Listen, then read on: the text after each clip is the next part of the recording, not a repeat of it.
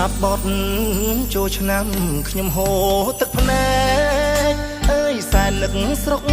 ពុនពេកនឹកណាស់បនចូលឆ្នាំខ្មែរខ្ញុំចាក់ឆ្ងាយស្រុកឆ្ងាយពុកឆ្ងាយម៉ែ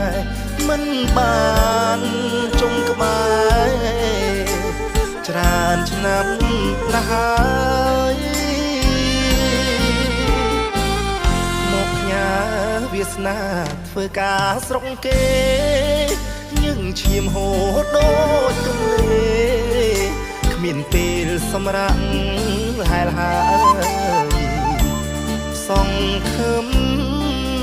ថ្ងៃមួយនឹងបានដល់ត្រើយផុតទុកបានស្បើយបានវិលជុំ